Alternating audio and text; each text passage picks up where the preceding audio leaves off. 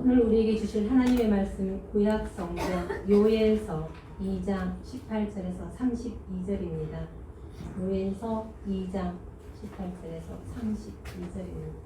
제가 가르칩니다. 그때 여호와께서 자기의 땅을 흑지인이 사랑하시어 그의 백성을 불쌍히 여기실 것이라. 여호와께서 그들에게 인자하여 주시고 내가 그에게 복수와 슬픔을 주어 너희 땅을 만나주소서. 내가 다시는 너희 나라에서 내가 북쪽 군대를 너희에게 멀리 떠나게 하여 메마르고 적막한 땅으로 쫓아내리니 그들의 부대는 동해로 그 뒤의 부대는 서해로 들어갈 것이라. 상한 냄새가 일어나고 악취가 오르리니 이는 큰 일을 행하였음이니라 하시니라. 땅이 두려워하시고 기뻐하며 즐거워할지어다. 여호와께서 그들을 행하셨습니다.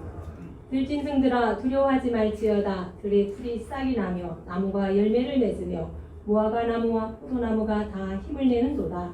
시온의 마누라 너희 하늘의 하나님 여호와를 말미암아 기뻐하며 즐거워할지어다. 그가 너희를 위하여 비를 내리시되 이름표를 너희를 전하게 해주시니 이름표와 낮은 비가 내려와 닿을 것이라. 마당에는 밀이 가득하고 목에는 새 포도주와 기름이 넘치리로다. 내가 저녁에 너희에게 보내는 눈물에 보면 그리와 눈치와 방송과 가지와 모든 뜻으로 너희에게 갚아주리니 너희는 먹되 풍족히 먹고 너희에게 놀라운 일을 행하신 너희 하나님 여호와의 이름을 찬송할 것이라. 내 백성이 영원히 수치를 당하지 아니하리로다. 그런즉 내가 이스라엘 너희에게 있어서 너희 하나님 여호와가 되고 하나님과 없는 그들을 내가 알아주리라. 내 백성이 영원히 수치를 당하지 아니하리로다. 그 후에 내가 내 영을 만민에게 부어주리니 너희 자녀들이 장래일을 말할 것이며 너희 늙은이는 꿈을 꾸며 너희 젊은이는 이상을 볼 것이며 그때에 내가 또 내 영을 남성과 여성에게 부어줄 것이며 내가 이적을 하늘과 땅에 베풀리니 곧 피와 불과 연기 기둥이라. 여호와의 크고 어려운 너희들 중에 내가 얻어주고 하나님 주께까지 명하느니와 같이 읽겠습니다. 누구든지 여호와의 이름을 부르는 자는 구원을 얻으리니 이는 나 여호와의 말대로 시온산과 예루살렘에서 피할 자가 있을 것이며 남은 자 중에 나 여호와의 부름을 받는 자가 있을 것임이니라. 아멘. 이 중국을 변화시켰던 허드슨 테일러라고 하는 선교사님이 있었습니다. 그러기에 오늘날 이 중국 교회가 엄청나게 발전했습니다. 그래서 중국에 예수 믿는 사람들이 어느 정도 됐냐? 8천에서 1억 정도 됩니다. 그러니까 한국보다 많죠. 인구 대비해서 퍼센트지가 낮을 뿐인데 그 역할을 했던 분이 허드슨 테일러라고 하는 선교사입니다. 그래서 이제 선교 현장에 가서 이분이 일이 점점 많아지고 협력자도 필요하고 선교비도 필요했지만은 그를 도와주는 사람은 계속해서 줄어들고 있었습니다. 또한 영국에서 들어오는 협력자나 선교비가 계속해서 줄어들고 있었습니다.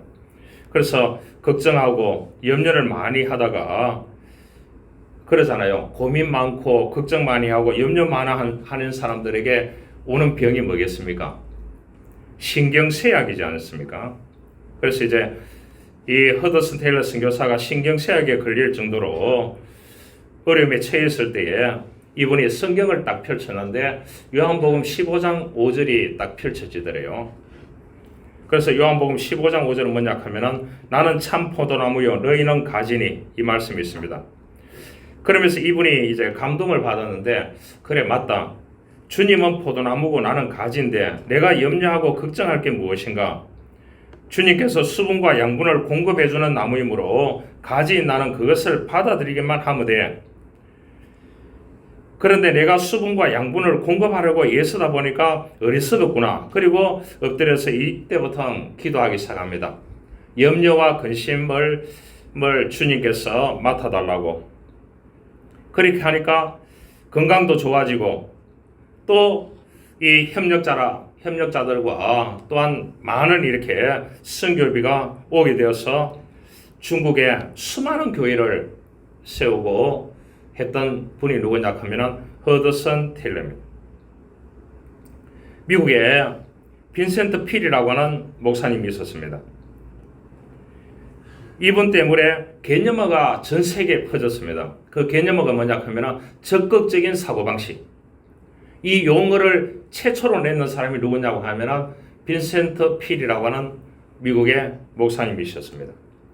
그래서 이분이 이제 그 책을 내서 전 세계에 번역되는 가운데 최고 많이 번역되는 개념어가 뭐냐? 적극적인 사고방식. 이 개념이 전 세계에 퍼져나가기 시작했습니다. 이분은 후두염으로 이 목회하는데 굉장히 어려움을 겪었습니다. 또한 이분은 유명한 이렇게 코칭이나 작가나 또한 리더십이나 여기 유명한 분이었지 않습니까? 그러니까 목사님이 후두염에 걸리니까 뭐 하기 제일 힘들겠습니까? 설교하기가 힘드는 거예요. 목소리가 나와야 말하지 않겠습니까? 그래서 걱정이 너무 많이 되어서 이 설교를 어떻게 해야 되나 자나깨나 그렇게 해서 의사 선생님에게 물었습니다. 걱정이 많다고 그렇게 이 설교를 어떻게 해야 되느냐고 그렇게 이제 얘기를 하니까 그 의사 선생님이 그런 말을 했다고 합니다. 목사님, 설교 준비하는 일에 집중하지 말고 하나님께 집중하십시오. 그 의사 선생님이 명답을 줬다고 합니다. 그게 깨닫게 번쩍 이렇게 깨닫게 되었다고 합니다. 내가 하나님께 집중하고 하나님을 바라보면은 하나님께서 이 후두염이지만은 내가 설교를 준비하고 또한 그 설교를 또 스피칭하고 하는데 문제가 없구나. 이렇게 이제 생각하고 접근을 하니까 문제가 해결되었다고 합니다. 여러분, 우리에게 있는 가정적인 문제, 자녀 문제, 직장 문제, 사업이나 돈 문제를 생각하면은 한평생 어떻게 할까? 염려하고 걱정하면은 그 문제에 빠지면은 그 문제에 눌려서 살 수밖에 없는 것입니다. 하나님께 집중하시기를 바랍니다. 하나님은 살아계십니다. 그 살아계신 하나님께서 우리의 모든 염려와 걱정을 짊어지고 계십니다. 그러게 내가 걱정한다고 되는 것이 아닌 것입니다. 두려워하지 말고 방황하지 말고 우리를 기다리고 계시는 그 주님께 모든 것을 맡기고 우리의 삶을 살아가는 그대로 살아갈 수 있는 삶이 되어져야 할 것입니다. 그 사람이 누구였느냐? 이 요엘입니다. 오늘 본문에 나오는. 본문의 이 주인공이 요엘인데요. 그 요엘에 대해서 우리가 쭉 이렇게 요엘서는 그렇게 긴 장이 아닙니다. 그래서 오늘 말씀을 듣고 집에 가셔서 꼭 요엘서를 다 돌파하시기 바랍니다. 돌파하시기 바랍니다. 그 중국의 요순 시대에 인격과 능력이 뛰어난 허유라고 하는 인물이 있었습니다. 그때에 임금이 누구였냐 하면은 요라는 이름이 요라는 임금이었는데 그 신하 가운데 허유라고 하는 사람이 있었는데 이 사람 인품이 그렇게 좋았대요. 사람이. 그래서 이 임금이 아들에게 물려주지 아니하고 이 임금자를 누구에게 물려주려고 하느냐 하면은 이 신하인 허유라고 하는 이 사람에게 인품이 좋고 아주 뛰어난 지혜를 가졌는 이 신하에게 물려주려고 하는 겁니다. 그러니까 허유가 그런 말을 했습니다. 요 임금님이 통치해가지고 태평세월을 일구었는데 내가 맞는 것보다는 자식이 맞는 게 낫겠습니다. 이렇게 거절을 했습니다. 그러면서 거절을 하고 난 뒤에 허유는 요 임금이 이야기했는 자기에게 임금의 자리를 권력을 주겠다고 했는 그 말에 넘어가지 않기 위해서 우물가에 귀를 씻으러 갔다고 합니다. 귀를 씻으러 갔다고 합니다. 여러분, 임금을 물려주겠다는데요. 지금 대통령도 아니고요. 대통령을 뽑아놨는데 뭐 대통령을 욕하고 하는 그 당시에는 임금에게는 절대 권력을 가지고 있었습니다. 알겠죠?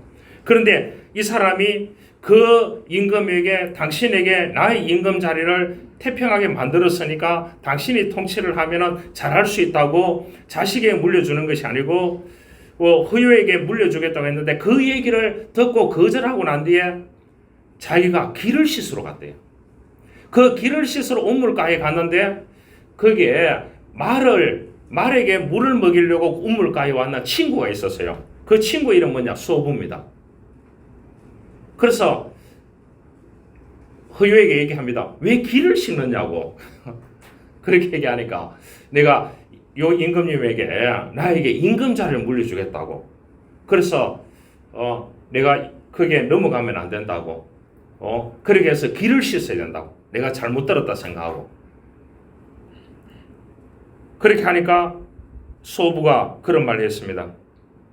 내가 당신이 기를 씻는 이 물에 내 소가 그 물을 먹으면 더러워진다는 거예요.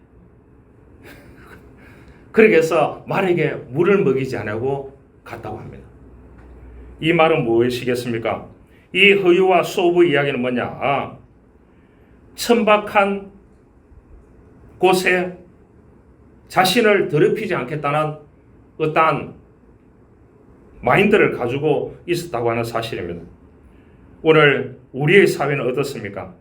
사회 분위기가 천박한 말들로 또한 서로 잘 되는 것 못 보는 그러한 시대 속에서 우리가 살아가고 있습니다.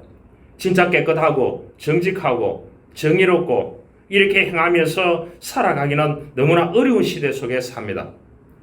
이 어려운 시대 속에서 요 임금이 얘기했을 때에 허유라는 사람, 소부라는 사람이 그 기가 더러워지지 않기 위해서 물에 가서 그 기를 씻었다고 합니다. 여러분, 요엘이 이러한 사람이었습니다. 요엘 선지자가. 요엘은 부두엘의 아들이었는데 경건한 신앙인이었습니다.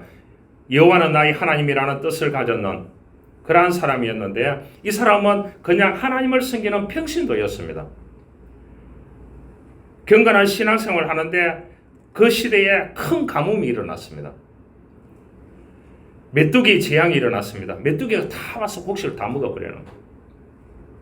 근데 이때가 어땠냐? 그러니까 나라가 포로 생활에서 돌아왔는 시점이었습니다. 여러분 70년 포로 생활에서 이 바벨론에서 여러분 1400km를 걸어서 이 사람들이 고국 땅에 왔는 사람들 1400km. 안 놀라시네요. 1400km를 걸어서 와가지고 다시 예루살렘 성전을 일구고 그들이 살던 터전을 일구고 그러한 시점에 씨를 뿌리고 했는데 어떻게 합니까? 메뚜기가 다 잡아먹어버리고 가뭄이 있다. 이런 국난에 처했을 때 또 이 백성들은 서로 물고 무는 그러한 죄악이 관여했습니다. 이러한 시점에 경건하게 신앙생활을 하던 평신도였던 이 요엘을 불러내어서 선지자로 임명합니다. 나가 외쳐라고. 하나님의 말씀대로 돌아오라고 당신이 외쳐라고. 어떨결에 나가가 외치게 되었습니다. 여러분, 우리가 보면 어쩌다가 내가 그곳에 있어가지고 누명을 뒤집었을 때가 있습니다. 어쩌다가 가가지고 어떠냐 피해를 당할 수가 있습니다. 여러분, 그러나 어쩌다가 교회 왔는데 교인이 됐어요. 감사하잖아요. 할렐루야. 대답을 안 하시네요. 오늘 그래놨잖아요. 32절에 누구든지 여호와 이름을 부르는 자는 구원을 얻으리니 이런 나 여호와의 말대로 시온 산과 예루살렘에서 피할 자가 있을 것이며 남은 자 중에 나 여호와의 부름을 받은 자가 있을 것이라고 말씀을 했습니다. 여러분, 어쩌다 공부하면 안 됩니다. 그런 비전이 있는 거예요. 어쩌다 직장에 들어갔습니다. 그러다가 문제가 생기면 그 직장에서 내가 그만둘 수밖에 없는 것입니다. 여러분, 어쩌다가 친구 따라갔는데 그곳이 뭐냐 하면 잘못된 곳이었습니다. 사기 집단이었습니다. 빠져나올 수가 없는 거예요. 그러나 어쩌다가 부모가 되었습니다. 그럼 어떠냐? 이 자녀를 제대로 키우지 못합니다. 그래서 다 어쩌다가 되는 부분에 대해서는 어려움을 겪을 수밖에 없는 이 인간 세상인 것입니다. 그러나 어쩌다가 교회 왔는데 예수 믿고 구원받고 신앙생활 잘해서 풍성한 열매를 맺고 살아간다.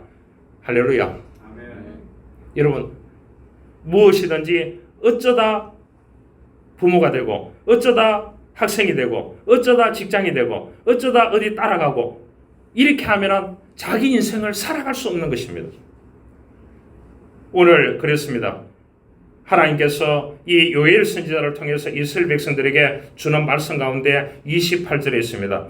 그 후에 내가 내 영을 만민에게 부어주리니 너희 자녀들이 장래일을 말할 것이며 너희 자녀들이 장래일을 말하게 될 것이고 너희 늙은이는 꿈을 꾸게 될 것이고 너희 젊은이는 이상을 보게 될 것이라. 여기 늙은이는 몇 살이냐 하면 그 당시의 평균 수명이 45세에서 50세 정도밖에 되지 않았습니다.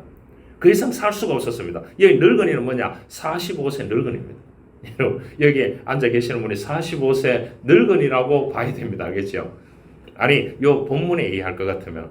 그래서 세 부류로 얘기했습니다. 자녀들, 어린아이들은 장래일을 말할 것이고 너희 늙은이들은 꿈을 꿀 것이고 45세에서 55세 되는 사람이 꿈이 없다고 하면 늙은이 꿈이 없다고 하면 안 된다는 거죠. 젊은이는 이상을 볼 것이라.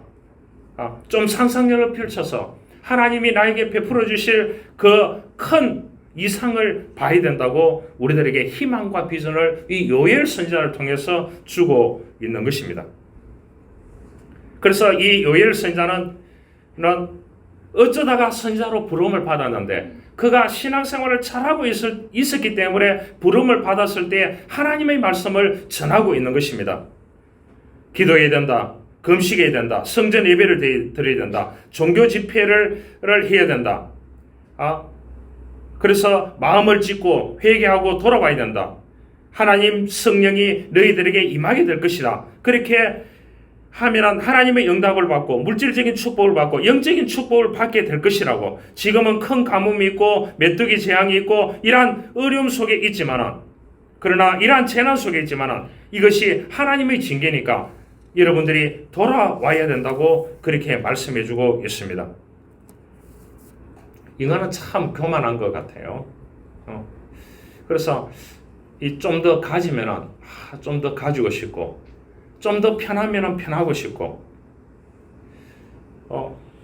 그래서 사람들이 어떻게 되느냐? 자기 중심성이 발달되어 있어요. 그래서 자기 중심성 때문에 어떻게 되느냐? 자기 이익에서 벗어나고 하면은 가차없이 뒤돌아서는, 여러분, 그러한 삶을 살아가는 시대 속에서 살아가고 있습니다. 그래서 인간은 굉장히 교만하고 언제 바뀔지 모르는 그러한 시대 속에서 우리가 살아가고 있습니다.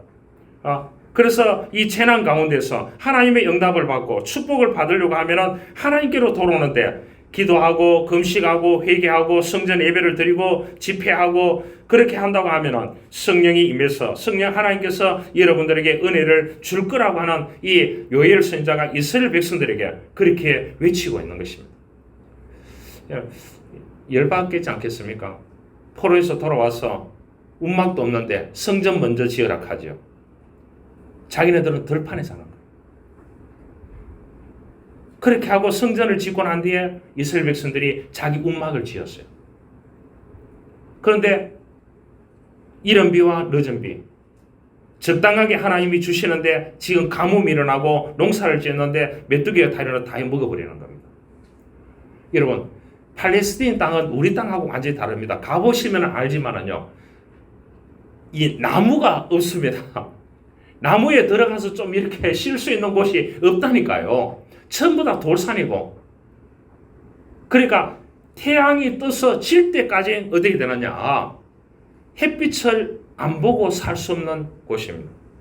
그러면 어떻게 되느냐? 많이 올라갈 때는 45도, 50도 올라가겠죠. 불평 안 하게 됐습니까? 이런 글이 있습니다. 손 들고 찬양하면 뭐합니까? 혈기를 부리지 말아야죠. 아멘을 크게 하면 뭐합니까? 말씀대로 살아야지. 은혜를 받으면 뭐합니까? 자아가 죽어야지. 주의를 잘하면 뭐합니까? 순종이 안 되는 걸. 신령하면 뭐합니까? 신실하지 못한 걸. 성경을 줄줄 외우면 뭐합니까? 고집이 꺾여야지. 참 중요한 글인 것 같습니다. 여러분, 건축을 하려고 하면 반드시 땅을 파야 하고 땅 속에 숨겨있는 안반층을 깨뜨려야 하는 것입니다. 힘들고 더디다고 안반층 위에 그대로 건축을 해놓으면 비바람이 치면 그대로 무너질 수밖에 없는 부실 시공이 될 수밖에 없는 것입니다. 우리가 내 내면의 영혼이 성숙하게 살아가려고 하면 내적인 변화, 내적인 성숙을 이루려고 하면 자아의 안반층을 깨뜨려야 되는 것입니다. 그래야 내 마음이 진실되게 고백하고 진실되게 삶을 살아갈 수 있는 것입니다. 여러분, 여러분들도 똑같겠죠. 저도 인간이고 여러분들도 인간이고. 제가 가장 싫어하는 사람은 뭐냐 하면은 속이고 그렇게 하고 빈빈 꼬고, 경상도 말로 하면 꼬름한 사람들 제일 싫어. 제가 모르는 척 하는 것 같지만은요, 제가 왜 모르겠습니까? 제가 믿지 않는 가정에서 살아고, 예수 믿는 것 때문에 쫓겨나 들판에 자고, 학비를 주지 않아서 프레스 공장에, 이 여름에 되면 생각이 납니다. 집을 짓는 데 가서 그 모래 지고, 벽돌 지고, 자갈 지고, 올라가다가 지지대가 무너지면은 난 언제 다칠지 모르는 그러한 삶을 제가 대학 시절에 보냈습니다. 중고등학교 시절을 보내. 그래서 옛날에는 가족들이 밥을 먹는데 놀다가도 밥 먹는 시간에 가지 않으면 밥을 치워버리면 밥을 주지 않습니다. 왜 안 주느냐? 유교 전통이기 때문에 가문을 더럽힌다, 딱 이 얘기를 했어요. 그래서 어디에 들었냐? 놀다가도 밥 먹는 시간이 되면은 난 해가 지나가는 그 시계가 없기 때문에 그 시계를 보고 집에 가야 되는 것입니다. 그러니까 여러분, 제가 모르는 척 하더라도 여러분들보다 눈치에는 천단이 넘습니다.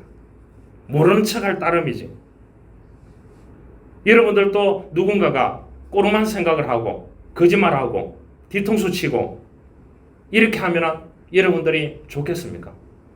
그러나 저는 다 해명하지 않습니다. 이해하고 받아들이려고 합니다. 여러분, 자아의 안반층을 깨트려야 내적인 변화가 있어야 내적인 성숙이 있을 수 있습니다. 우리 각자 내면을 돌아보십시다. 정말로 정직하고 우리 마음이 하나님 보시기에 아름다운 마음을 가지고 우리가 이 땅에서 살아가고 있는지, 그것을 요일은 회개하라고 말씀합니다. 회개하고 하나님 앞에 정직하게 행하고 정직하게 정의롭게 살고 그렇게 살아야 된다고 요일은 그 시대의 이스라엘 민족들에게 하나님의 말씀을 받아서 말씀해주고 있게 되는 것입니다. 여러분, 한국도 교회가 엄청나게 부흥하고 발전했습니다. 친한 친구가 그런 말을 했습니다. 많이 모이는 교회겠죠. 자기가 몇 년 와서 목회를 해보니까 설교를 그만큼 일주일에 많이 할 때 설교를 12번 한대요. 주일날 1, 2, 3, 4부 예배를 설교를 다 할 때가 있고 또 저녁 예배 설교를 할 때, 그래 주일날만 5번 할 때가 있대요. 그런데 보니까 몇 년이 지났는데도 자기가 일주일에 설교를 12번 하는데 그 참여하는 사람이 수백 명이 되는데도 불구하고 지금 몇 년이 지났는데도 이 사람이 바뀌었는 게 없다는 거예요. 그래서 자기가 가슴이 아프다. 가슴이 아프다. 그 얘기를 했습니다. 여러분, 신령한 예배는 있는데 생활 예배는 없습니다. 기도실에서는 신령한데 생활에서는 혈기와 짜증과 염려로 충만합니다. 가슴은 뜨거운데 마음은 냉랭합니다. 예배는 좋아하면서도 순종은 인사하고 받기는 좋아하는데 섬김에는 왕소금입니다. 이와 같은 신앙생활은 기초공사 없이 건물을 짓거나 모래 위에 세우는 집과 같은 것입니다. 문제 앞에 서면 쉽게 무너지는, 골리앗 앞에 서면은 부들부들 떠는, 홍해 앞에 다가가면은 불평의 왕국을 이루는, 건드리면은 성질부터 내는, 뚝하면은 상처받는, 끝없이 인정받으려고 대접받으려고 하는 이러한 것이 오늘 한국교회의 이야기입니다. 우리 자신을 한번 돌아봅시다. 이제 옷을 찢지 말고 마음을 찢고 여호와께로 돌아오라고 요엘은 말하고 있습니다. 어떻게 생각하십니까? 속사람과 생활이 변화되어서 여호와의 은혜와 사랑을 받는 교회와 성도들이 되어야 한다는 것입니다. 프랑스가 나왔던 유명한 여배우 가운데 베르나르라고 하는 사람이 있었습니다. 사라 베르나르. 이 사람은 피할 수 없는 고통 속에서 대처하기 위해서 우리들에게 수많은 교훈을 주는 사람입니다.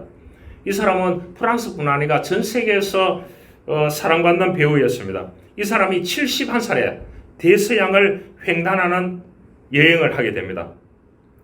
여행 도중에 이 갑판에서 넘어져서 다리에 심각한 부상을 입었습니다. 훗날 정맥염, 다리 경련으로 다리를 절단해야 하는 상황에 놓였습니다. 의사는 이 배우인, 위대한 배우인 그녀가 이 사실을 받아들이지 못할까 걱정하고 있었습니다. 의사가 이 조심스럽게 다리를 절단해야 한다고 말했을 때 그녀는 의아하게 담대하게 이런 말을 했다고 합니다. 그렇게 할 수밖에 없다면 그렇게 해야지요. 여러분, 그렇게 받아들였다는 거예요. 그러면서 이제 수술을 앞두고 있습니다. 이분이 그런 말을 했습니다. 늘 의사 선생님 보니까 웃고 있는 거예요. 왜 웃습니까? 이렇게 하니까 내가 수술하는 선생님이나 간호사들이 부담을 덜어주기 위해서 그들을 어떻게 하면 기쁘게 해줄까 이렇게 생각해서 제가 웃고 있다고 그렇게 얘기하고 수술실로 들어가는 보고 있는 그 아들을 향해서 그런 말을 했다고 합니다. 걱정하지 말라고 금방 끝내고 웃으면서 나올게 그렇게 얘기했다고 합니다. 그런데 이분은 이제 오른쪽 다리를 잃고 그렇게 살아가는데 여러분 유명한 배우였는데 그런데도 불구하고 즐겁게 생활을 하면서 열정적인 태도를 가지고 다시 예전처럼 세계 여행을 하고 배를 타고 횡단을 하고 활발한 작품 활동을 하고 무대에 섰는 그래서 많은 사람들에게 해피 바이러스를 전파했던 그러한 사람이었습니다. 여러분 우리가 고통을 느낄 때 어려움을 느낄 때 거울로 자신의 모습을 들여다보아야 하는 것입니다. 거울 속에서 당신은 어떤 표정을 짓고 있는지 미간을 찌푸리고 잔뜩 흐린 얼굴을 하고 있는지 안 그러면 웃고 모든 일에 미소된 얼굴로 대하면서 살아가고 있는지 우리 자신을 한번 내면을 돌아볼 수 있어야 되는 것입니다. 그래서 요엘은 뭐냐? 옷을 찢지 말고 마음을 찢고 여호와께로 돌아오라고 말씀을 해주고 있습니다. 요엘은 이스라엘 백성들의 영적 생활의 슬픈 연설을 지적하고 이 재앙이 왔는 것은 여호와께로 돌아오고 니네들이 금식하고 기도를 선포하고 예배해야 된다. 어려움을 당할 때마다 기도와 예배, 금식을 해야 된다고 요엘은 그렇게 외치고 다니고 있습니다. 여러분, 얼마나 힘들겠습니까? 안 그래요? 요엘이 선지자로 부름을 받아가지고 하나님의 말씀을 길거리에서 선포하고 이렇게 그 더운데 이렇게 선포하니까 열받는 사람들이 한두 명이 있겠습니까? 안 그래도 날씨가 더운데. 평생토록 자기만을 위해서 살아온 사람이 있었습니다.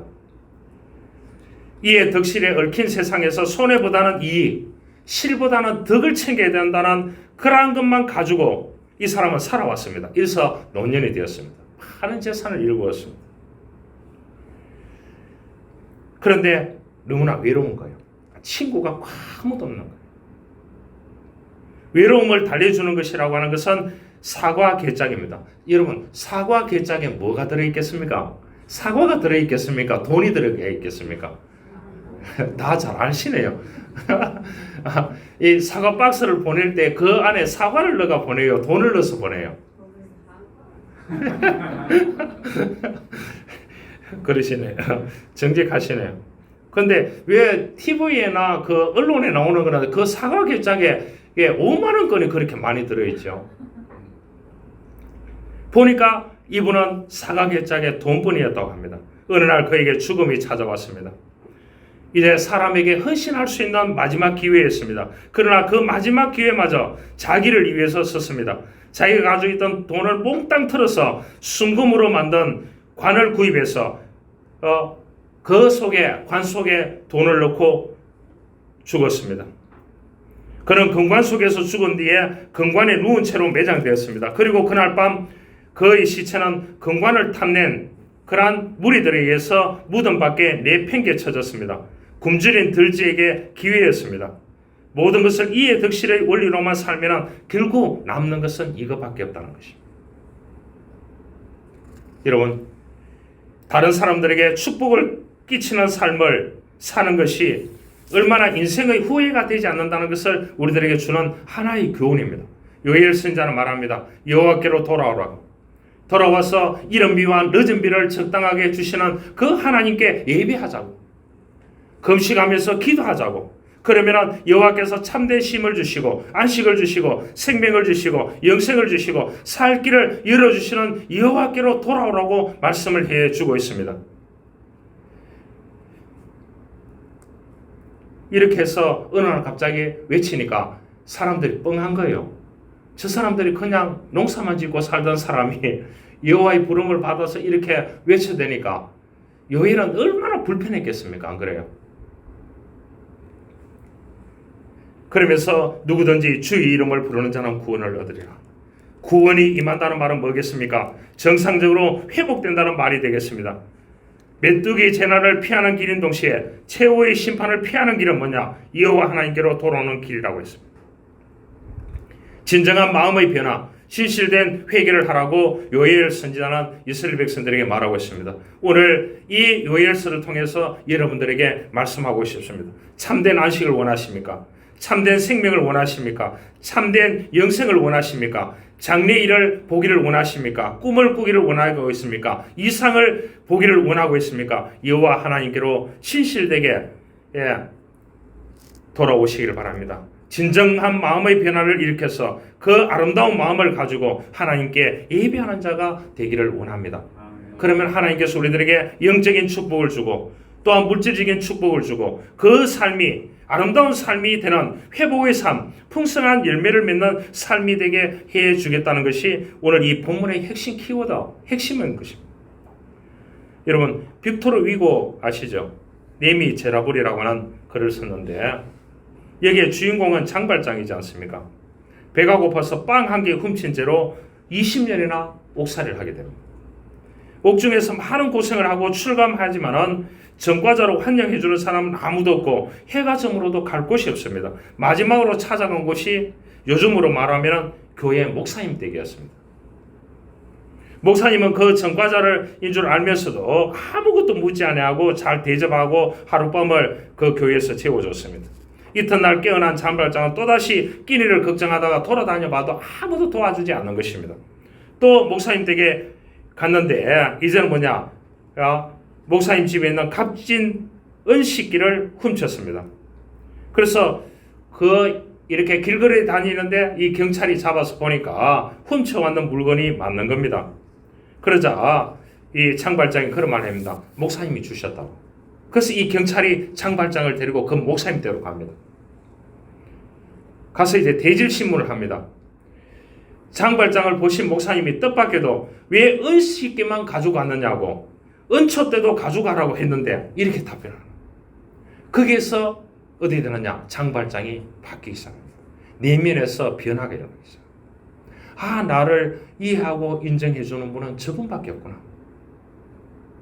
그래서 이 장발장의 마음이 변해서 20년 동안 옥살이 했음에도 불구하고 변치 않던 그 마음에 봄이 왔습니다. 눈 녹듯이 다 녹았습니다. 새 사람으로 태어났습니다. 그리고 몇 년 후에 한 도시의 시장이 되어서 존경과 명성을 얻게 되는 이야기입니다. 여러분, 우리 자신을 돌아볼 수 있기를 원합니다. 남을 비판하기 전에, 남을 탓하기 전에 내 내면을 볼 수 있기를 바랍니다. 한 목사님을 통해서 경험한 하나님의 사랑이 장발장의 마음을 녹였습니다. 새로운 삶을 살게 했습니다. 하나님은 우리들에게 이러한 놀라운 은혜를 주시는 분인 것입니다. 그래서 예배가 중요하고 기도가 중요하고 말씀이 중요한 것입니다. 이러한 부분을 통해서 우리가 새롭게 우리가 태어나야 된다는 것입니다.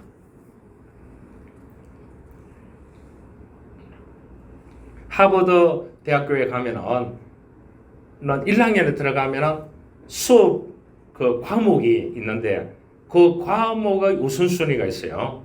우리 가면은 우리는 대학 가면은 교양 영어 배우고 저희 때는 이제 교양 국어라는 게 있었어요. 이거 배우고 이렇게 쭉 하고 있었는데 그 하버드 수업 커리큘럼을 보니까 1번이 뭐냐 하면은 과목이 뭐냐 인맥 수업이라. 인맥 수업. 그래서 인맥을 어떻게 넓히느냐. 그 다음에 과목이 뭐냐 하면 의사소통 과목이요. 쉽게 말하면 대화법이에요. 대화법. 대화를 어떻게 하는지. 예. 그렇게 이제 하는 거예요. 인맥 수업을 하기 위해서는 뭐냐 인간관계론 이런 거 이제 인맥 수업이라는 과목이 있어요. 그래서 그 인맥을 쫙 넓혀가지고 그래서 하버드생들은 이런 엄청나게 인맥을 넓혀가고 있다는 것입니다.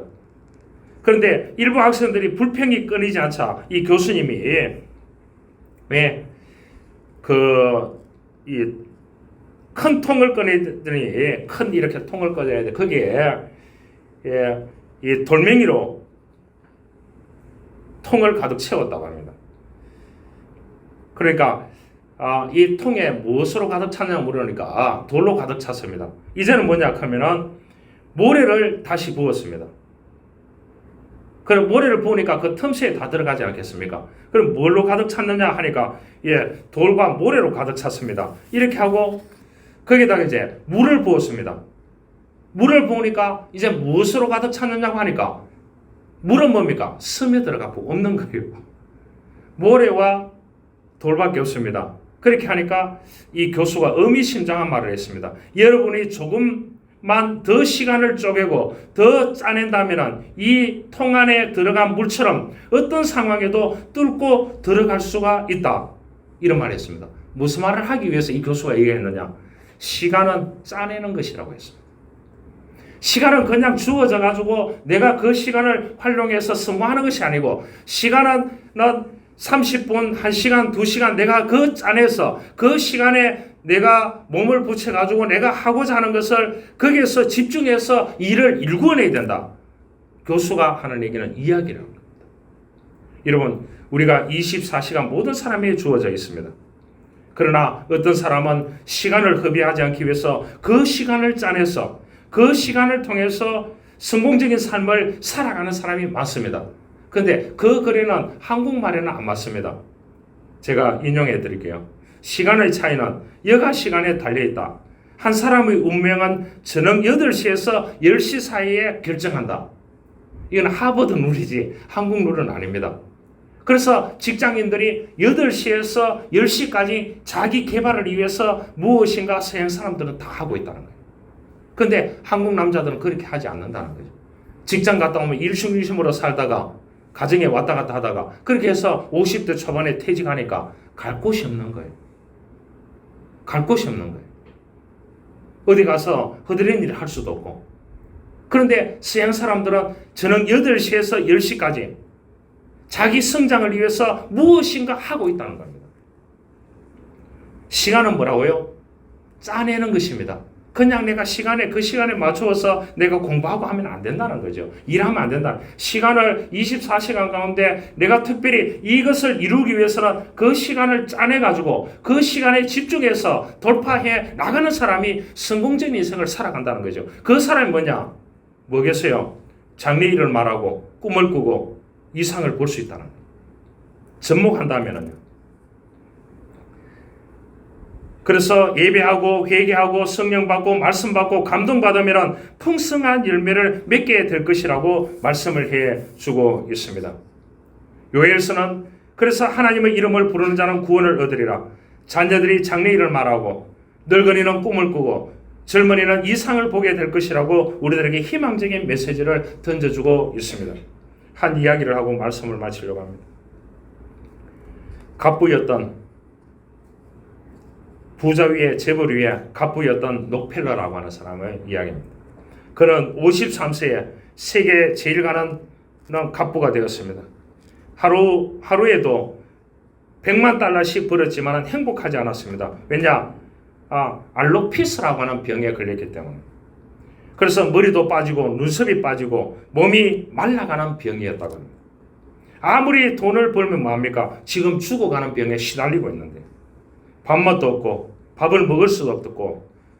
그래서 병원에 가보니까 의사 선생님이 주치의가 그런 말을 했습니다. 1년을 넘기기가 힘들겠네요. 그렇게. 여러분 어떻게 하겠습니까? 수많은 돈을 벌어놓고 하루에도 100만 달러 넘게 버는데 100만 불 넘게 버는데 지금 벌어놨는 돈만도 가뿐데요. 부자도 아니고 재벌도 아니고 가뿐데. 내가 많은 소유를 가진 많으냐? 이게 무슨 의미가 있느냐? 그러한 생각이 들어서 침대에서 벌떡 일어나서 돈은 아무것도 아니다. 오직 하나님만이 나의 모든 것이 되신다. 이렇게 소리를 치고 그 침대 밑에서 무릎을 꿇고 울면서 기도했습니다. 혼자 성경을 펴고 예배했습니다. 그런데 다음날 아침에 일어났는데 밥을 먹는데 밥이 너무나 맛있는 거예요. 그래서 의사 선생님한테 가니까 병이 너무 호전됐다는 거예요. 그래서 이 사람이 내가 이제 하나님의 연애니까 교회를 많이 지어줘야 되겠다. 그래서 이 사람이 교회를 몇 개 지었느냐? 한 200개 정도 지어줬어요. 여러분 200개. 우리 교회 같은 교회가 아니고요. 우리 교회도 아름답지요. 그 뉴욕에 가면은 리버사이드 교회가 있습니다. 제가 봤을 때는 한 1조 들여야 짓는 교회입니다. 1조 들여야. 유리로 쫙. 그런 교회를 200개 넘게 지어줬다.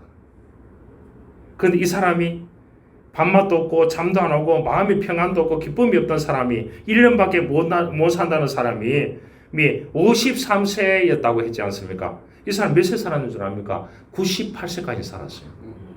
왜 놀라지 않습니까? 예. 먼저 하나님의 나라와 그 의를 구했더니 어느 날 근심과 병이 사라지고 노펠록에 필요한 모든 것을 하나님이 해결해 주시고 하나님 앞에 바로 서서 영원히 잘 때니까 모든 것이 새로워지고 죽을 병까지도 하나님께서 살려주셨다고 말씀했습니다. 여러분 요일이 외칩니다. 장래일을 말하고 꿈을 꾸고 이상을 보고 누구든지 주의 이름을 부르는 자는 구원을 얻는다. 그래서 풍성한 열매를 맺게 된다는 이러한 우리에게 아름다운 메시지를 던져주고 있습니다. 하나님께로 돌아오십시다. 하나님께 기도하고 예배하고 영적인 집회를 하고 성령을 받고 말씀을 받고 감동을 받고 풍성한 열매를 맺으면서 살아갈 수 있는 저와 여러분들이 될 수 있기를 주님의 이름으로 축원합니다. 하나님 감사합니다. 이 시대는 우리의 마음을 흔들어 놓는 시대입니다. 여호와 하나님 아버지, 우리들에게 놀라운 은혜를 주십시오. 하나님께 예배하고 회개하고 성령 받고 말씀 받고 감동 받고 풍성한 열매를 맺고 자유하고 해방되고 번성하고 주의 이름을 부르는 자는 구원을 얻는다고 했습니다.